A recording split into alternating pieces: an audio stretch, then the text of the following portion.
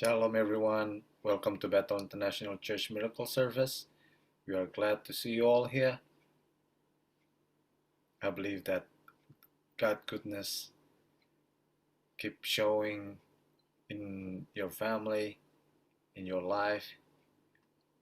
And today we're gonna have a good time by praising Him, worshiping Him for all that He has done and for all that He is going to do. Hallelujah. Today this is the day that the Lord has made for each one of us. Let us prepare our heart, prepare our mind to receive the good things that the Lord already prepared for us. Hallelujah. Let's pray. Dear Lord, thank you for another day that you have made for us. Today, Lord, this Sunday morning, we would like to worship you, to honor you, to glorify you, Lord, with all our heart, with all our mind, with all our strength, knowing the God that we serve, the God that we worship, is alive and is in control. Thank you, Lord. Thank you, Jesus. You are Alpha and Omega.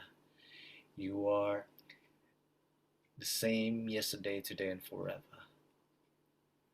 While we worship you, Lord, Holy Spirit, teach us and lead us. Take us deeper, Lord Jesus, into your presence.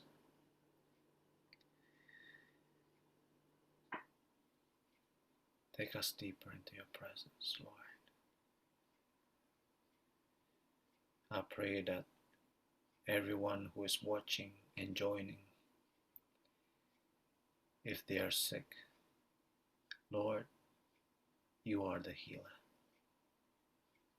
While we honoring you, you touch them. You heal them, Lord. You strengthen them. All anxiety, they don't have any place in your presence. Your love, Lord Jesus. Your love, Lord Jesus. When we're in your perfect love, there will be no fear. Thank you, Lord. Thank you, Jesus. Thank you, Lord. Thank you, Jesus. In Jesus' mighty name, the name above all names, we pray. And everyone say with me, Amen. Let's worship Him with all our heart, with all our mind, together. Hallelujah.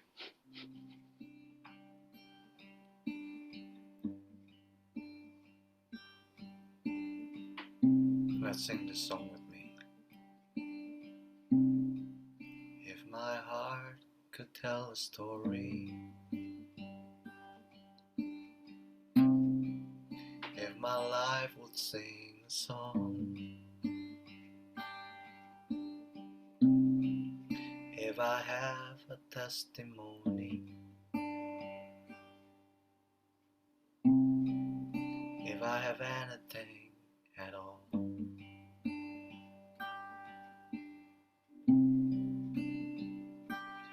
no one ever cared for me like Jesus. His faithful hand has held me all this way. And when I'm old and gray, and all my days are numbered on the earth, let it be known, in you alone my joy was found.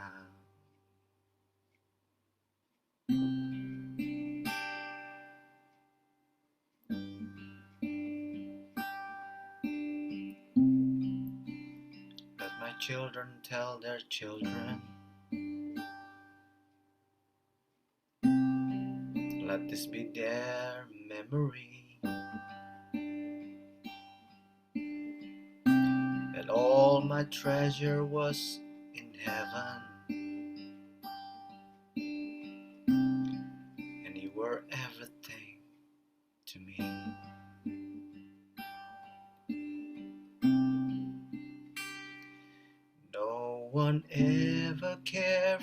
me like Jesus.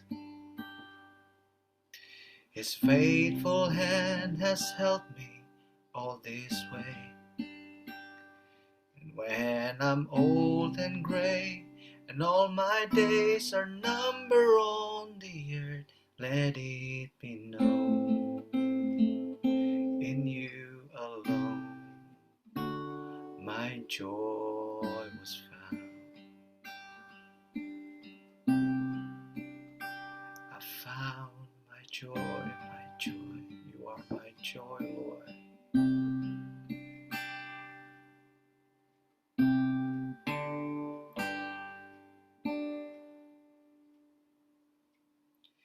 I'm still in love. You're still enough for me. Still all I want. You're still my everything. No one ever cared for me like Jesus. His faithful hand has helped me all this way. And when I'm old and gray, all my days are numbered on the earth, let it be known, in you alone my joy was found. Oh, my joy is in you, is in you, Lord. Oh, I found my joy is in you, Lord, is in you. Oh, I found my joy is in you, Lord, is in you. And when I'm old and gray, and all my days are numbered on the earth, let it be known, in you alone my joy was found.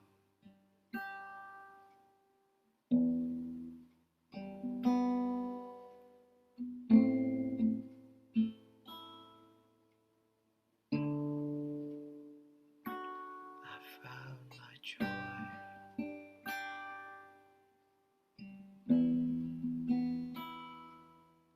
It's in you, it's in you, it's in you, Lord. You are my joy, you are my joy, Lord. You are my joy, you are my joy. You are my everything. Oh, yes, you are, yes, you are, yes, you are. Let's lift up our hands and worship Him.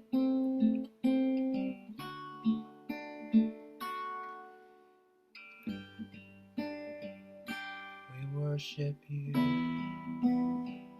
we honor you, we glorify the name above all names. Kiara bayara lama shanda, hallelujah.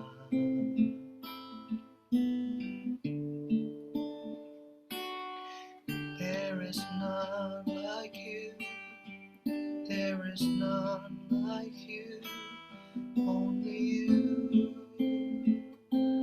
only you, Jesus, the name above all names, the name we love to sing, the name we love to sing is you, Jesus, oh,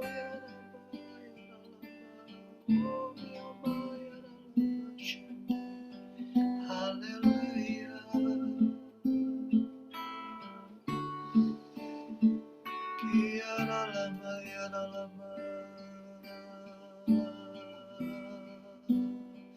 You're the name above all names, Jesus. Oh, we love you, Lord. We love you, Jesus.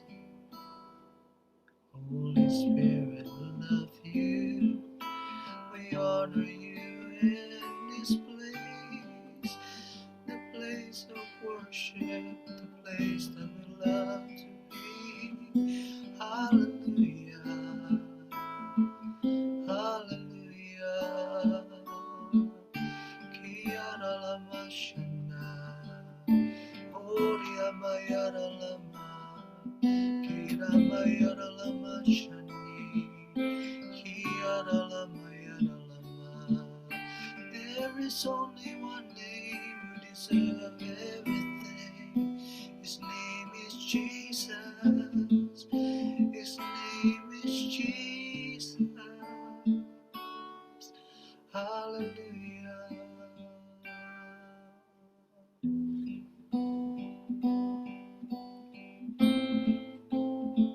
Thank you, Lord.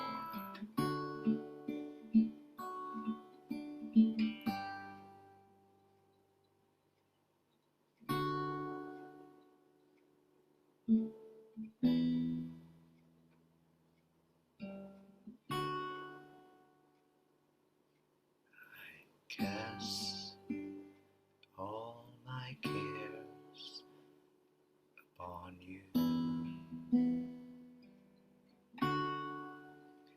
I'll lay all of my burdens down at your feet. And anytime I don't know what to do, I will cast all my cares upon you. Sing with me. I cast all my cares upon you. I lay all of my burdens down at your feet. And anytime I don't know what to do, I will cast all my cares upon you.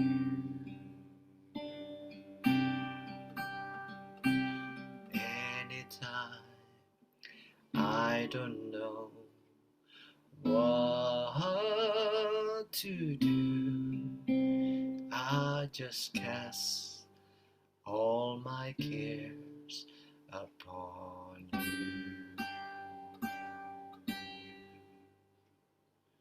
Anytime I don't know what to do, I'll just cast all my cares upon you.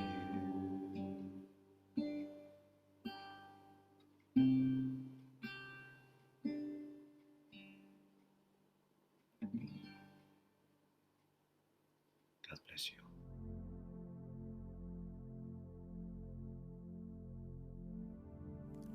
Shalom semuanya.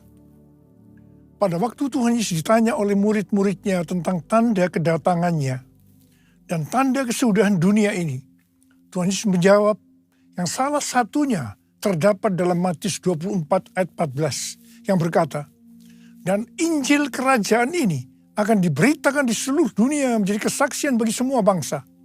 Sesudah itu barulah tiba kesudahannya. Tuhan Yesus pasti datang kembali. Yang percaya katakan amin. Karena itu dia memberikan amanat agung kepada kita, yaitu agar kita pergi dan menjadikan semua bangsa itu murid Tuhan Yesus. Hal ini juga berarti agar terjadi penuaian jiwa besar-besaran sebelum Tuhan Yesus datang kembali. Sekarang kita akan melihat bagaimana proses untuk menyelesaikan amanat agung atau proses penuaian jiwa yang terbesar dan yang terakhir sebelum Tuhan Yesus datang kembali. Untuk menyelesaikan amanat agung tidak bisa dengan kekuatan sendiri. Karena itu pesan terakhir Tuhan Yesus sebelum naik ke sorga kepada murid-muridnya, yang juga berarti kepada kita semua.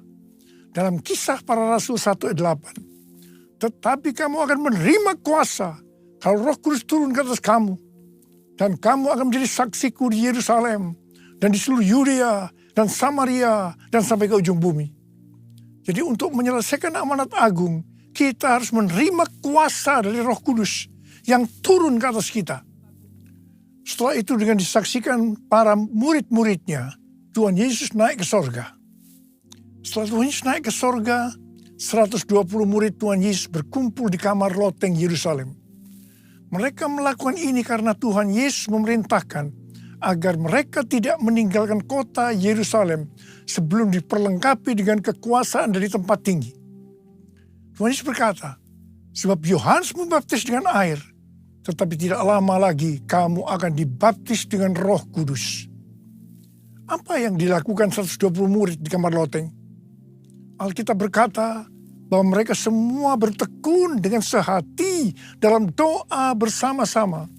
Artinya, mereka berdoa, memuji dan menyembah Tuhan dalam unity siang dan malam. Ini adalah prinsip restorasi Pondok Daud. Ini adalah prinsip menara doa. Setelah 10 hari mereka melakukan hal ini, maka pada hari raya Pentakosta, tiba-tiba turunlah dari langit suatu bunyi seperti tiupan angin keras yang memenuhi seluruh rumah di mana mereka duduk. Dan tampaklah lidah-lidah seperti nyala api yang bertebaran dan hinggap pada mereka masing-masing. Maka penuhlah mereka dengan Roh Kudus. Lalu mereka mulai berkata-kata dalam bahasa-bahasa lain seperti yang diberikan oleh Roh itu kepada mereka untuk mengatakannya. Itu adalah bahasa roh. Jadi tanda awal orang yang dibaptis dengan Roh Kudus adalah mereka akan berbahasa roh. Rohmu yang hidup penuhiku, mengalir dalamku. Jiwaku tenang bersamamu dalam naunganmu. Ku buka hati untuk jamahanmu, berserah penuh di hadiratmu. Kau ambil alih seluruh hidupku, di altarmu menyembahmu, di altarmu menyembahmu, di altarmu menyembahmu.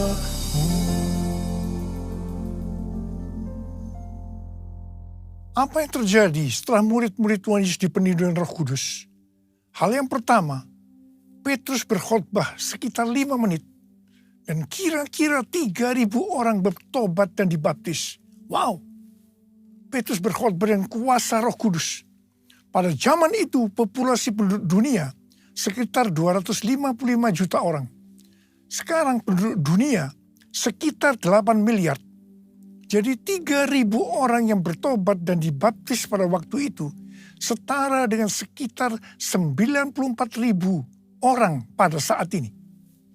Saya percaya hal ini juga bisa terjadi pada saat ini.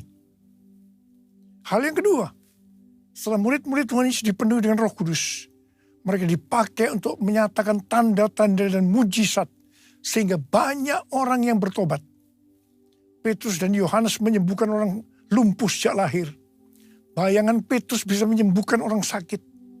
Sapu tangan atau kain yang pernah dipakai Paulus, jika diletakkan pada orang sakit atau dirasuk setan, maka orang itu akan sembuh. Dalam Markus 16 ayat 15 sampai dengan 18, Tuhan Yesus berkata bahwa kalau kita pergi untuk memberitakan Injil, maka tanda-tanda dan mujizat akan menyertai kita. Sejak tahun 2006, saya diperintahkan Tuhan untuk mengadakan kebaktian kesembuhan ilahi. Selama 13 tahun, saya sudah mengadakan 318 kali kebaktian kesembuhan ilahi. Setiap kali berkhotbah, saya pasti memberitakan Injil. Tanda-tanda dan mujizat terjadi. Saya diizinkan Tuhan untuk melihat dan mengalami mujizat seperti yang dilakukan oleh Tuhan Yesus 2000 tahun yang lalu. Hal yang ketiga, setelah murid-murid Tuhan Yesus dipenuhi dengan Roh Kudus, maka cara hidup mereka berubah sehingga banyak orang yang bertobat. Yang pertama, mereka bertekun dalam pengajaran rasul-rasul dan dalam persekutuan.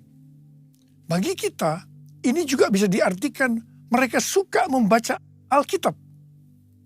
Mazmur 119 ayat 105 berkata, "Firman-Mu itu pelita bagi kakiku dan terang bagi jalanku." Kalau kita suka membaca Alkitab, itu akan menuntun jalan hidup kita. Hidup benar sesuai dengan firman Tuhan. Kita akan menjadi orang yang berintegritas. Dan itu akan membuat orang lain bertobat. Yang kedua, perubahan cara hidup yang membuat banyak orang bertobat adalah mereka selalu berkumpul, memecahkan roti dan berdoa. Ini bisa diartikan mereka hidup dalam unity dan suka berdoa. Hari-hari ini saya melihat melalui menara doa bahwa ada doa, pujian, dan penyembahan dalam unity siang dan malam.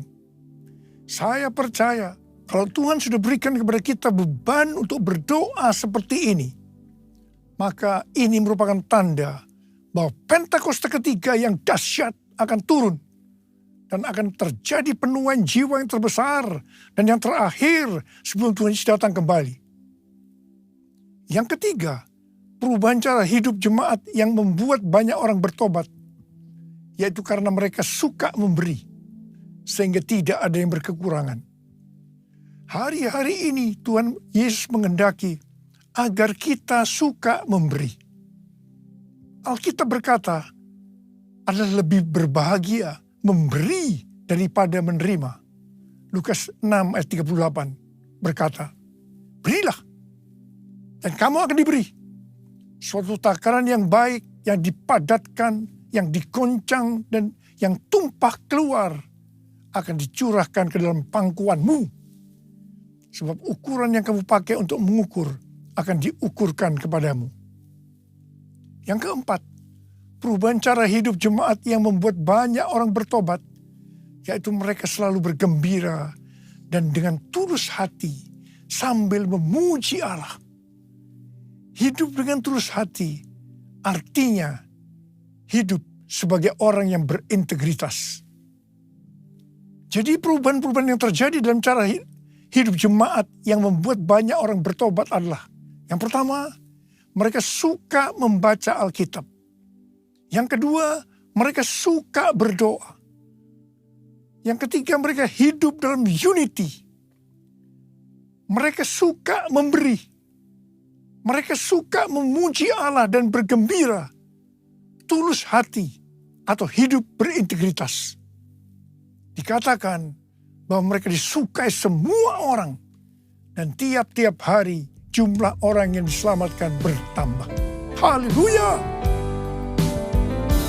Curahkanlah kuasa-Mu Tuhan, mujizat terjadi di tempat ini. Curahkanlah kuasa-Mu Tuhan, mujizat terjadi sekarang ini. Mujizat terjadi sekarang ini. Mujizat terjadi sekarang ini. Saya percaya mereka menganggap bahwa pola penuaian jiwa hanya seperti itu. Mereka sebagai orang-orang yang percaya hidup dalam zona nyaman. Mereka biasa berkumpul dalam unity sambil membaca Alkitab, berdoa dan memuji Tuhan dengan sukacita. Tidak ada yang berkekurangan. Wow, siapa yang tidak mau menjadi orang Kristen? Tetapi ternyata supaya penuaian jiwa bertambah besar, Tuhan izinkan proses berikutnya terjadi, yaitu aniaya menimpa jemaat di Yerusalem. Selain rasul-rasul, maka mereka harus lari meninggalkan Yerusalem. Mereka pergi ke Yudea dan Samaria sambil memberitakan Injil. Jadi kalau tadinya penuaian jiwa hanya terjadi di Yerusalem saja, sekarang mereka menyebar ke seluruh Yudea dan Samaria. Dan pola penuaian jiwa yang seperti ini masih terjadi sampai hari ini. Catatan sejarah gereja selama berabad-abad menunjukkan bahwa semakin gereja ditekan, justru Injil semakin menyebar dan diberitakan kemana-mana. Karena itu Tuhan izinkan hari-hari ini penderitaan, aniaya, itu terjadi di antara orang-orang percaya. Supaya terjadi penuaian jiwa yang lebih besar. Yang percaya katakan amin. Ternyata pola penuaian yang terjadi di atas belum menyelesaikan rencana Tuhan. Karena selain penuaian jiwa harus terjadi di Yerusalem, seluruh Yudea dan Samaria, tapi juga harus sampai ke ujung bumi. Tuhan mempunyai cara untuk membuat penuaian jiwa itu sampai ke ujung bumi, yaitu dengan terjadinya perubahan paradigma dalam pelayanan.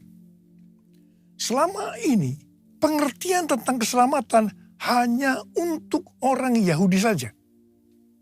Tetapi melalui peristiwa Kornelius, di mana Petrus diutus oleh Tuhan untuk mendatangi Kornelius yang bukan orang Yahudi, untuk memberitakan jalan keselamatan, akhirnya mereka mengerti bahwa ternyata keselamatan bukan hanya untuk orang-orang Yahudi saja, tetapi untuk semua bangsa.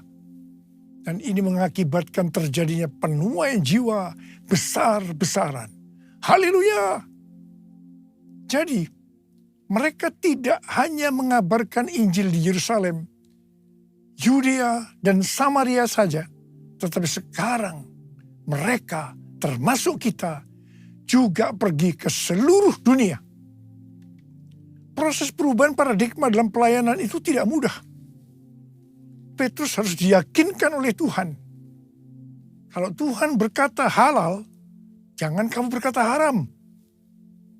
Orang-orang yang bukan Yahudi adalah haram di mata orang Yahudi. Proses itu masih terus berlanjut untuk memberikan pengertian kepada orang-orang Yahudi, golongan bersunat, dan juga orang-orang Farisi yang sudah bertobat. Di mana mereka berpendapat bahwa orang yang bukan Yahudi yang percaya kepada Tuhan Yesus harus disunat dan diwajibkan mengikuti hukum-hukum Musa. Tetapi melalui sidang di Yerusalem, akhirnya mereka mengerti dan bisa menerima bahwa keselamatan bukan hanya untuk orang-orang Yahudi saja, tapi untuk semua bangsa. Katakan amin. Jesus, I believe in you. Jesus, I belong to you. You're the reason that I live, the reason that I sing. Jesus, I believe in you. Jesus, I belong to you. You're the reason that I live, the reason that I sing with all I am. Di awal pelayanan saya termasuk salah seorang yang dipakai oleh Tuhan untuk melakukan paradigma yang baru dalam pelayanan untuk menyelesaikan amanat agung. Sebagai contoh, tentang membuka gereja baru. Yang kedua, cara ibadah dengan doa, pujian, dan penyembahan, termasuk menggunakan bahasa roh untuk memuji dan menyembah Tuhan. Yang ketiga, tempat ibadah yang dilakukan bukan di gedung gereja. Dan yang keempat juga mengenai Pentakosta ketiga. Semua itu selalu diawali dengan pro dan kontra. Sama dengan yang terjadi pada waktu zaman kisah para rasul tadi. Pada tahun 2009, Tuhan berbicara kepada saya bahwa Tuhan akan mencurahkan Roh Kudus sehingga terjadi pencurahan Roh Kudus yang dahsyat. Pada saat Roh Kudus dicurahkan, akan terjadi peristiwa seperti yang terdapat dalam Yoel 2 ayat 28 sampai dengan 32. Di sini disebutkan bahwa pada saat Roh Kudus dicurahkan akan ada 3 tanda yang terjadi. Tanda pertama sesuai dengan Yoel 2 ayat 28 dan 29, bahwa anak-anak, pemuda, dan orang tua akan dipakai oleh Tuhan secara luar biasa. Amin. Tanda yang kedua sesuai dengan Yoel 2 ayat 30, maka akan terjadi mujizat yang luar biasa. Tanda ketiga sesuai dengan Yoel 2 ayat 31, maka akan terjadi goncangan-goncangan yang dahsyat. Dengan adanya 3 tanda ini, maka Yoel 2 ayat 32 akan digenapi. Akan banyak orang yang berseru kepada nama Tuhan, dan mereka yang berseru kepada nama Tuhan akan diselamatkan. Ini berarti akan terjadi penuaian jiwa yang besar. Sejak tahun 2009, hampir di setiap khotbah, saya selalu mengingatkan tentang guncangan-guncangan ini. Dan ini terjadi hampir sekitar 10 tahun. Siapa mengira bahwa yang disebut dengan guncangan ini adalah pandemi COVID-19, di mana di Indonesia dimulai pada tanggal 2 Maret 2020. Kita melihat selama ini bahwa dengan adanya pandemi COVID-19 ini telah terjadi perubahan paradigma dalam pelayanan. Pelayanan secara online terbukti merupakan alat untuk mempercepat penyelesaian amanat agung, yaitu dengan semakin cepat dan banyaknya orang yang mendengar dan mengenal Injil Kerajaan Allah. Pada tanggal 8 Februari 2023, dimulainya kebangunan rohani di Asbury University, Kentucky. Yang mereka lakukan adalah berdoa, memuji, dan menyembah Tuhan dalam unity siang dan malam. Ini adalah prinsip restorasi Pondok Daud. Ini adalah prinsip menara doa. Kebangunan rohani ini menyebar ke kampus-kampus lain di Amerika Serikat, seperti di Lee University, Oral Roberts University, dan lain-lain. Berita kebangunan rohani melanda ke seluruh dunia. Revival di Asbury University ini merupakan bagian dari penggenapan Pentakosta ketiga, di mana Tuhan melawat generasi Yeremia, yaitu anak-anak muda yang dipenuhi dengan Roh Kudus, cinta mati-matian kepada Tuhan Yesus, tidak kompromi terhadap dosa, dan akan memenangkan banyak jiwa.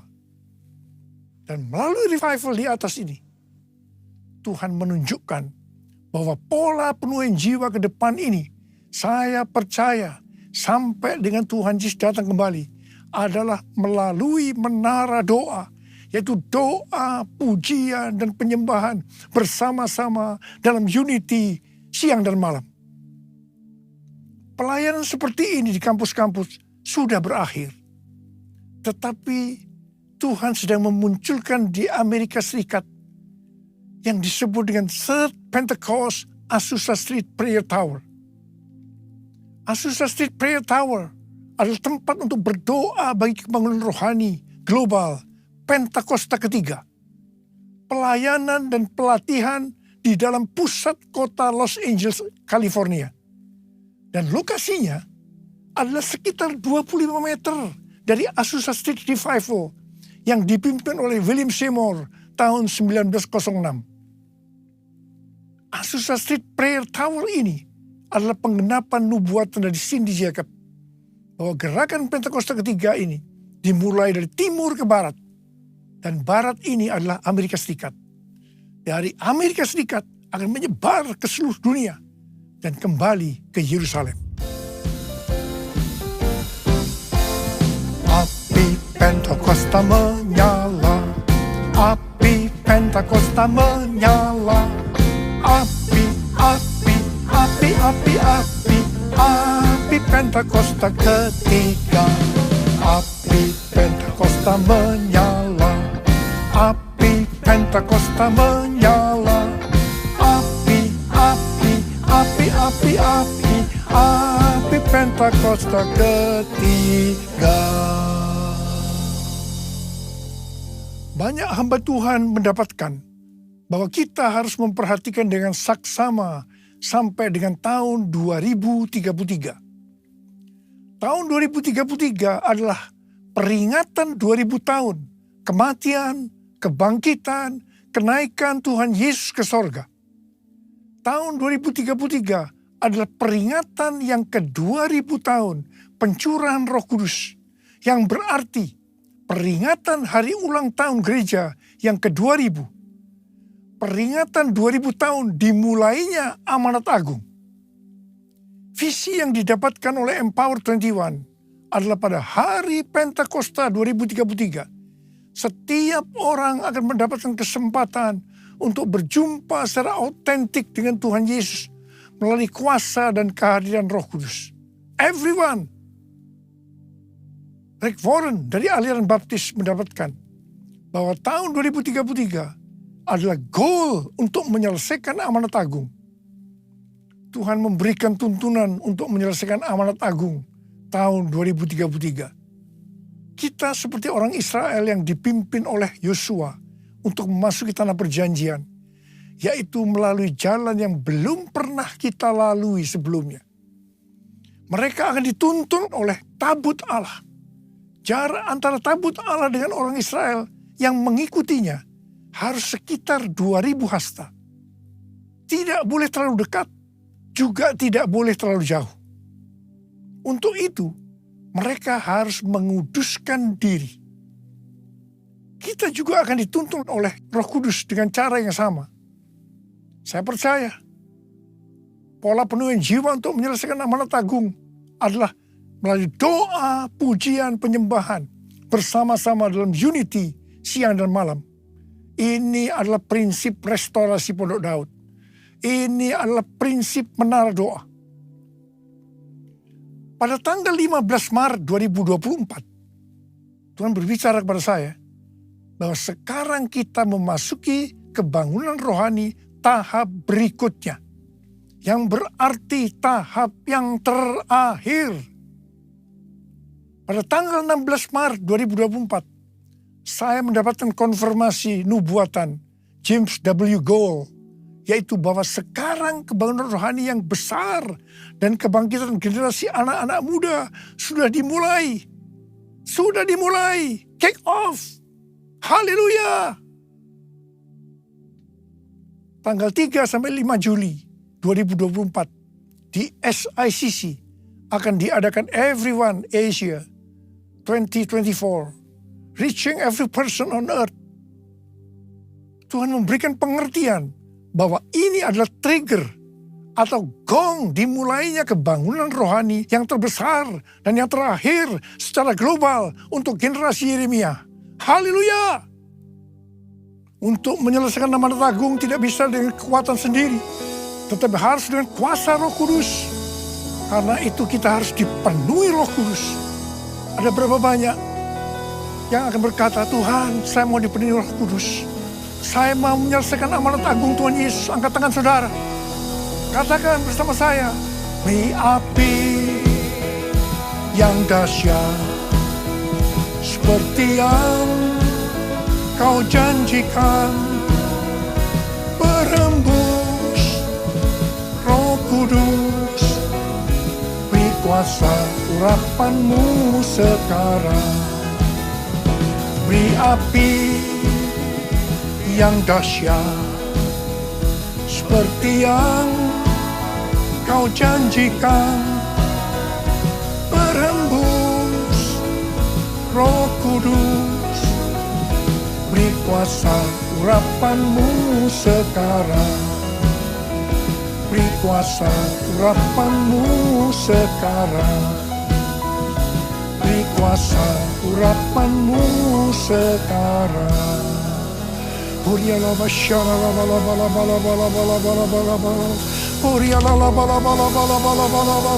Curahkan pengurapan-Mu ya Tuhan Api yang dahsyat turun dalam nama Yesus, dalam nama Yesus. Memberikan kuasa, berikan kuasa untuk menyelesaikan nama tentang Tuhan Yesus.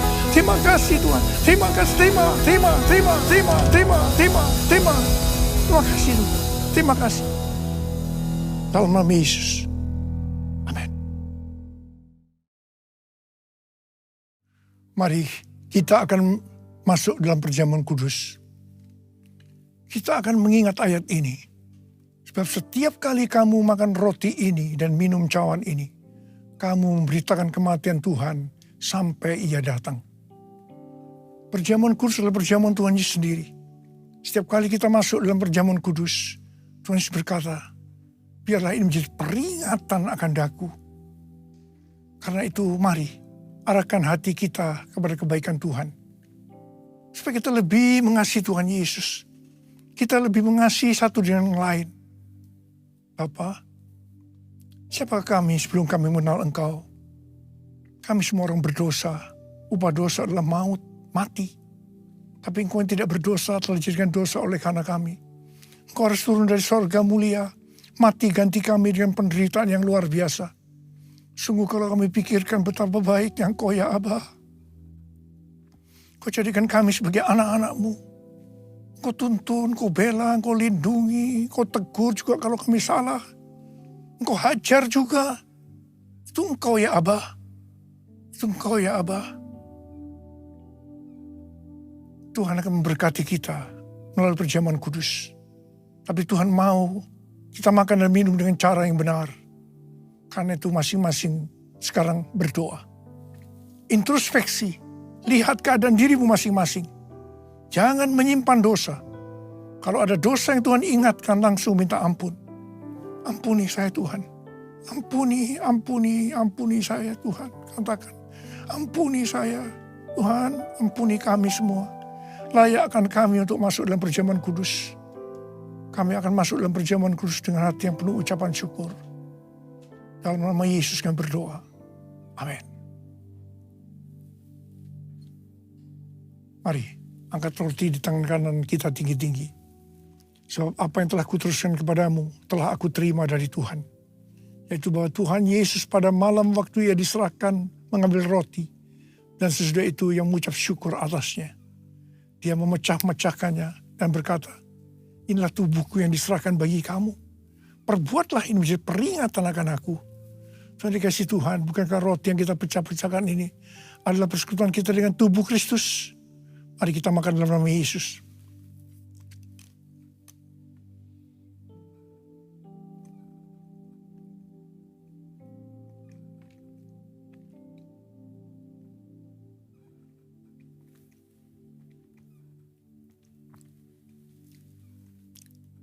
Mari angkat cawan di tangan kanan kita tinggi-tinggi. Demikian juga yang mengambil cawan sesudah makan lalu berkata, cawan ini adalah perjanjian baru yang dibenarkan oleh darahku. Perbuatlah ini setiap kali kamu meminumnya menjadi peringatan akan aku. Saudara dikasih Tuhan, bukan cawan pengucapan syukur. Yang atasnya kita ucapkan syukur adalah persekutuan kita dengan darah Yesus. Mari kita minum dalam nama Yesus.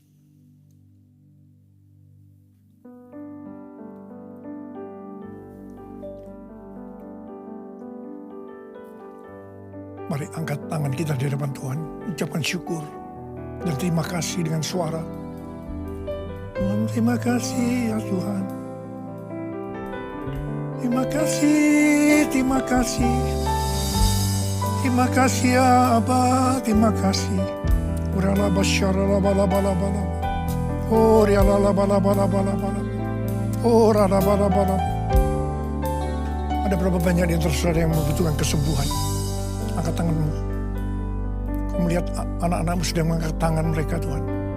Saat ini Engkau sedang menyembuhkan yang sakit. Engkau sedang membebaskan yang terikat. Engkau menghibur yang susah. Engkau menguatkan yang lemah. Engkau memberikan pengharapan-pengharapan yang baru bagi yang datang dengan keadaan putus pengharapan. Terima kasih.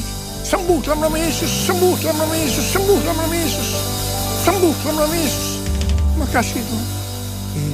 Terima kasih Yesusku, terima kasih Yesusku. Puji syukur hanya bagi Tuhanku. Terima kasih Yesusku, terima kasih Yesusku. Puji syukur hanya bagi Tuhanku. Terima kasih Yesusku, terima kasih Yesusku. Puji syukur hanya bagi Tuhanku.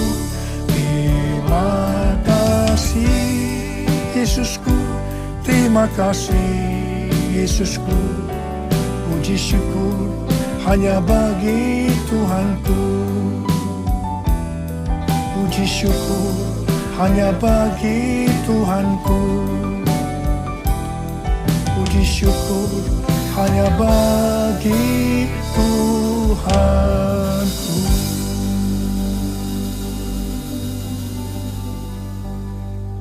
Terima kasih Tuhan. Sekarang terimalah berkat Tuhan. Kasih karunia berlimpah-limpah daripada Allah Bapa dalam anak yang tunggal Yesus Kristus. Persekutuan yang manis dengan Roh Kudus menyertai kita semua. Mulai hari ini sampai Tuhan Yesus datang menjemput kita di awan-awan. Dan bahkan sampai selama-lamanya. Yang percaya bersama-sama katakan, Amin.